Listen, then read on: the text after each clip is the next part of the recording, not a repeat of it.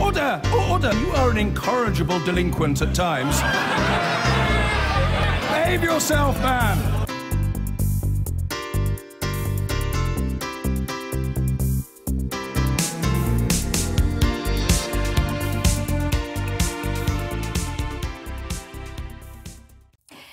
Now, a nation divided. That's the warning from the head of Ofsted, as a new report shows the vast majority of England's underperforming schools are in the Midlands and the North. Sir Michael Wilshaw said the educational divide was deeply troubling, as our North of England correspondent Kieran Jenkins reports. What are we doing today? We've been learning about the positive and negative factors of living in a specific place. If you live in the north of England or the Midlands, here's a big old negative for you. In the Chief Inspector's estimation, your local secondary school is far less likely to be up to scratch. We do understand that the South has had a bit of a head start on us. This man knows all about the north-south gap and has set about trying to close it. We're in an outstanding school now and we're able to use our school to help other schools.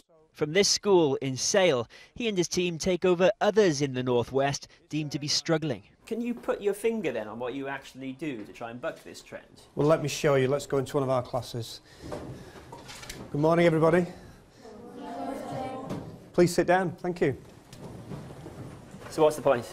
The point is that children understand the respect that they need to give to adults, respect they need to give to each other, and they understand actually why they're here. Aren't all the schools in the north doing that? No.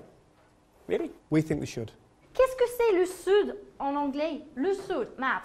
The south. Parfait, merci. You can see. The south? Well, that's streets ahead. That's the verdict from the school's inspector at Ofsted. Take a look at where in England has the most good or outstanding secondary schools. The top 10 areas are all in the south. The bottom 10, almost all in the north and Midlands. In Bournemouth, for example, every secondary school is good or better. In Knowsley, not a single one. Now, this trend isn't happening in isolation. There's a north-south divide in life expectancy, in unemployment. The north is poorer than the south, and it's proven that poorer pupils do less well at school. All the same, the Chief Inspector says none of this is an excuse. The majority of secondary schools that we fail for poor leadership are in the Midlands and the North. The majority of secondary schools that we fail for poor behaviour are in the Midlands and the North. We're saying that this is a real problem. It's a problem for social justice because we want all children, no matter where they live, to do well. With primary schools, it's a different story. The North has gained ground, this one in Manchester, among the growing ranks of schools rated good.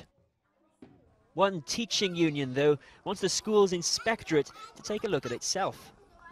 Ofsted is a key part of the problem and not the answer, because the Ofsted inspection regime puts so much pressure on school leaders who lose their jobs if they get a poor inspection result, that is actually stopping people who could do the job well from wanting to do it. Is there anything that you now feel that needs to work on next lesson for yourself? Probably the pronunciation. Pronunciation in particular. For Ofsted, schools, teachers, local politicians all need to up their game. It's demanded less complacency, more of the ambition shown in schools like this one. Kieran Jenkins, Channel 4 News, Sale.